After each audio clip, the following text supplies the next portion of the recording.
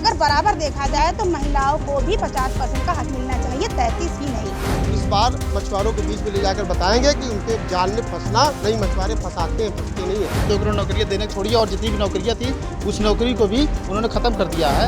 लोकसभा चुनाव को लेकर पूरे देश में इस समय चर्चाएं जोरों पर हैं। इस समय हम फूलपुर संसदीय क्षेत्र में हैं और ये अल्लाहपुर का तिलक नगर इलाका है और हम यहाँ पर बात करेंगे। आज जो है राष्ट्रीय अपना दल के जो संस्थापक थे उनकी पुण्यतिथि है। इस मौके पर जो नेताजी थे उनकी पुण्यतिथि पर जो उनके समाज के लोग हैं, उनके कार्यकर्ता हैं, यहाँ पर मौजूद हैं। हम बात करेंगे कि इस बार के लोकसभा चुनाव में क्या मुद्दे होंगे और इन मुद्दों को लेकर के जो पार्टी चुनाव लड़ रही है तो कैसे बीजेपी और इंडिया गठबंधन से इनका मुकाबला होगा। क्या रहेगा इस बार के लोकसभा चुनाव में रणनीति? तो इस वक्त जो है महंगाई सबसे बड़ा मुद्दा है देश में और सबसे बड़ी बेरोजगारी है। ये मौजूदा शासन जो सत्ता है बीजेपी सरकार, उन्होंने कहा था कि हर साल हम 2 करोड़ नौकरियां देंगे, लेकिन आज देख रहे हैं 2 करोड़ नौकरियां देने छोड़िए और जितनी भी नौकरियां थी उस नौकरी को भी उन्होंने ख़त्म कर दिया है और जो सरकारी व्यवस्थाओं को निजीकरण कर दिया, जो सरासर गलत किया जा रहा है। वो अडानी अंबानी कुछ चुनिंदा पूंजीपतियों खाते अपने सरकार की आम जनता की जो संपत्ति थी उन्हें बेचा जा रहा है। राष्ट्रीय अपना दल कहा गया है कि निषाद समाज का, अभी आपने बोला कि पुण्यतिथि के मौके पर संस्थापक जी को आप पुण्यतिथि के मौके पर बोल रहे थे कि जो आरक्षण की बात है गुमराह किया जा रहा है। ऐसे में संजय निषाद जी ने पार्टी तो बनाई है, लेकिन वो कहीं ना कहीं निषाद जो आपके समाज के लोग हैं, मल्लाह केवट, उनके साथ जो है एक छल करने का काम भी किया जा रहा है, जैसे अभी आपने बोला। क्या कहें? हमारे समाज से बहुत सारे नेता हुए, जो सांसद विधायक मंत्री हुए, कईयों ने वादा किया, तो ये सारे लोग जो उनको उनका वोट तो ले लेते हैं, उनको अधिकार देने की बात करते हैं, चाहे बीजेपी हो, चाहे जैसे आप निषाद पार्टी की बात कर रहे हैं, उनके राष्ट्रीय अध्यक्ष की बात कर रहे हैं। उन्होंने भी कहा था, उनकी पार्टी बनी थी कि जो हमारी सरकार में अगर उनकी भागीदारी होती है निषाद समाज को आरक्षण देंगे, 17 जातियाँ उपजातियों को देंगे। लेकिन आप देख रहे हैं कि आज समाज वहीं का वही है, वही दशा झेल रहा है, कोई उनके अधिकार की बात नहीं करता है। ये सारे लोग बरगला रहे हैं, ये सारे लोग झूठे हैं, बेईमान हैं, इन्होंने छल कपट किया है, समाज इनको माफ नहीं करेगा। कि आप प्रत्याशी हैं फूलपुर के, तो क्या मुद्दे रहेंगे? ये कह रहे हैं कि 400 पार बीजेपी के लोग, तो ऐसे में क्या मान रहे हैं कि 400 पार होगा या कुछ और भी मुद्दे रहेंगे जैसे महंगाई जैसे? देखिए 400 पार यह कहना तो मैं भी कह सकता हूं कि 400 पार से मैं फूलपुर से मैं पूरा जो है एक पक्षघात लेकर के चुनाव जीतूंगा, तो ये तो अपनी मानसिकता है। ये वैसा बात नहीं है। जो जनता के माध्यम से जो है जनता का क्या निर्णय है, जनता पर ही इसको निर्भर किया जाए। मान रहे हैं कि अति आत्मविश्वास को लेकर के कार्य किया जा रहा है इस बार, जो 400 पार का नारा दिया जा रहा है, बिना चुनाव हुए 400 पार का नारा। वो विश्वास जो है, आत्मविश्वास सभी का है, हमारा भी आत्मविश्वास है कि मैं फूलपुर से सांसद नियुक्त हो जाऊंगा। तो ये तो जनता जनार्दन के ऊपर निर्भर करता है, ये अपने ऊपर निर्भर नहीं होती है। इस विषय पर हम कोई बात नहीं करेंगे। जनता के लिए क्या करेंगे? आप वहाँ के प्रत्याशी हैं, जीतते हैं तो क्या करेंगे? जनता का मुद्दे में हम 10 बिंदुओं पर विशेष कार्य करेंगे और उस 10 बिंदुओं पर जो है, जैसे विद्यालयों पर आधुनिकीकरण, खेलकूद, गौशाला इत्यादि, वृद्धाश्रम और सिंचाई है, रोड है, वृद्ध पेंशन है, और जो बच्चे जो जनाश्रित हैं, जिनको नहीं तो उनके लिए एकलव्य विद्यालय इत्यादि, महिलाओं के संरक्षण के लिए उनके सिलाई बुनाई की व्यवस्था, विद्या अध्ययन कराना, शादी विवाह से लेकर के कई कार्यों पर कार्य करेगी। राष्ट्रीय अपना दल एक रजिस्टर्ड पंजीकृत दल है और राष्ट्रीय अपना दल का 21 सूत्री कार्यक्रम है। उन्होंने, जो राष्ट्रीय अध्यक्ष थे हमारे, अब नहीं रहे हमारे बीच में, चाचा चौधरी जी, उनका संकल्प था जो है गरीबों को जो है न्याय मिले, शोषित वंचित पीड़ितों की लड़ाई लड़ते थे वो, और हमेशा उनके लिए खड़े रहते थे। सबको रोटी सबको मान, राष्ट्रीय अपना दल का ये है ऐलान। भ्रष्टाचार मिटाओ, देश बचाओ, व्यवस्था बदलो, इस नीति से ये पार्टी खड़ी हुई थी और आज वहाँ पर धरातल पर हम लोग उस पर काम कर रहे हैं। आगे की रणनीति पर हम लोग चर्चा कर रहे हैं। अभी चुनाव घोषित हो गया है, तमाम पार्टियों के घोषणा पत्र हमने देखे हैं। अभी कांग्रेस का भी घोषणा पत्र आया, समाजवादी पार्टी का भी आ गया, भारतीय जनता पार्टी का भी आ गया। तो कहीं ना कहीं घोषणा पत्र से ये जानने को मिलता है कि चुनाव आने पर लोग क्या क्या प्रलोभन देते हैं। तो हमारी पार्टी अभी प्रलोभन पे नहीं चल रही है, हक अधिकार की लड़ाई लड़ने के हम लोग काम कर रहे हैं, लड़ने पर काम कर रहे हैं और उस अधिकार के लिए हम लोग अपना आंदोलन चला रहे हैं। और निषाद समाज की सबसे बड़ी समस्या क्या मानते हैं? कहते हैं संजय निषाद जी रहनुमा हैं निषाद समाज के, केवट समाज के। ऐसे में जो है आपकी जो पार्टी के संस्थापक जी हैं वो भी जो है इस समाज के लिए अपने काम किए, लड़ाई लड़े, किसानों के लिए भी काम किए। क्या मान रहे हैं कि किस देखिए, तरह? निषादों की सबसे बड़ी समस्या है आरक्षण की। आज भारतीय जनता पार्टी की सरकार है।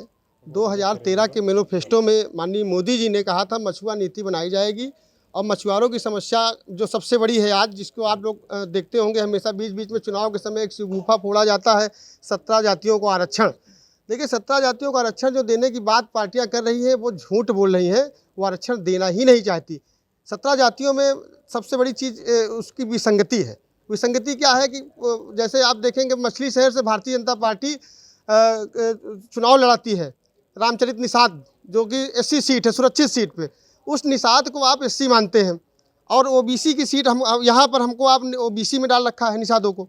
उत्तर प्रदेश में आप एक निषाद को एससी की सीट पे लड़ा रहे हैं, एक निषाद को कह रहे हो तुम ओबीसी हो, और वो जब अपना हक मांगता है तो उसको आप विसंगति को दूर नहीं कर सकते। ऐसे प्रधानमंत्री को मैं क्या कहूँ, ऐसे मैं जो है इस प्रदेश के मुख्यमंत्री को क्या कहूँ जो इस विसंगति को नहीं दूर कर सकता। वो कितनी ताकत होगी उसके अंदर। लेकिन आपके समाज का आदमी तो मंत्री बना हुआ है, उसमें उनको तो ये बात ले जानी चाहिए, वो नहीं ले जा पा रहे। क्या गुमराह कर रहे हैं? हमारे समाज का जो मंत्री बना हुआ है वो पहले आया हुआ था इस हक हकूक की बात करते हुए कि 17 जातियों को आरक्षण दिया जाएगा। संविधान के क्रमांक 53 पर जो है मझवार जाति अंकित है, जो पहले से अनुसूचित जाति में सूची दर्ज है। वो कांग्रेस की सरकार में उसके साथ कुछ थोड़ा सा डिस्टर्बेंस हुआ था, जिस वजह से हम लोग को सूची से निकालकर ओबीसी की सूची में डाल दिया गया। आज के डेट में उत्तर प्रदेश में हम लोग ओबीसी में है, एससी में हमें नहीं पता है, लेकिन हमें ओबीसी का जो है सर्टिफिकेट जारी कर दिया जाता है। निषाद पार्टी की जो आप बात कर रहे हैं, निषाद पार्टी इसी मुद्दे को राजनीतिक रूप से भुना रही है। उनको मालूम है कि ये मसला हल हो गया तो फिर उनको वोट कौन देगा।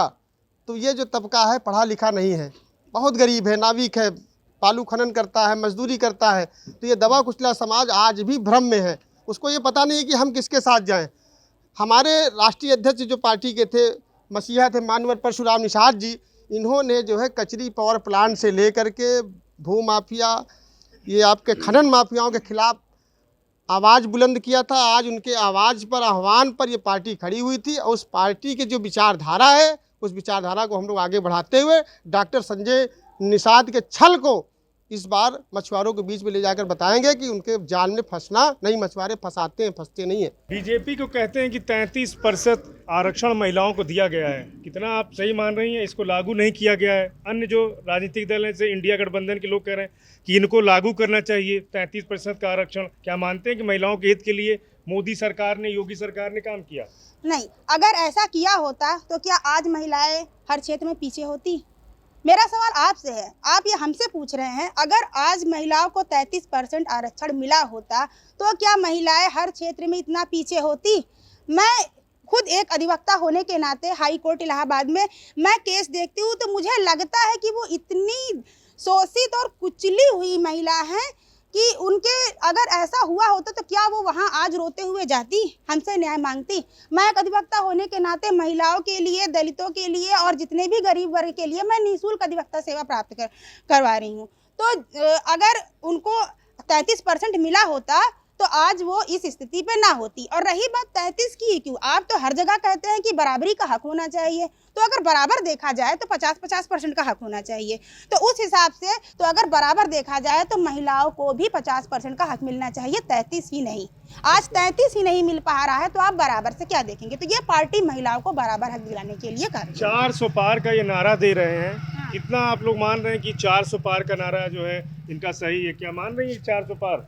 नहीं, मुझे तो नहीं लगता है कि 400 पार कर पाएगी। खैर, आने वाले दिनों में खुद आपको पता चल जाएगा कि कौन कितने पानी में है और कौन कितने आगे है। महंगाई की बात कोई नहीं कर रहा है। लोग कह रहे हैं कि मंदिर बन गया अयोध्या में, काशी में विकास हुआ, अब मथुरा की बारी है।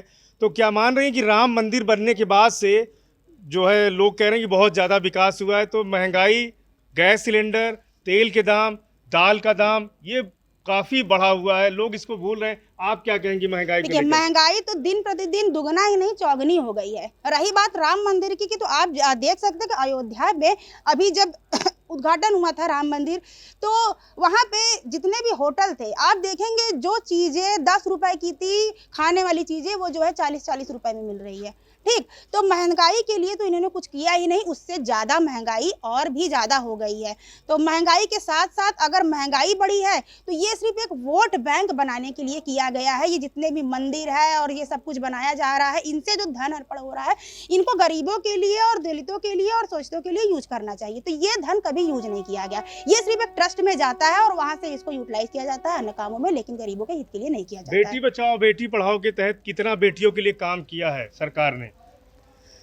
बेटी बचाओ बेटी बढ़ाओ तो अगर दिखा होता तो आप देख सकते हैं मणिपुर एक जीता जाता उदाहरण है। ठीक, वहाँ पे बेटियों के लिए क्या हुआ है। उत्तर प्रदेश की हर खबर से अपडेट रहने के लिए श्रेष्ठ यूपी को करें सब्सक्राइब, बेल आइकन दबाएं और देखते रहें श्रेष्ठ यूपी।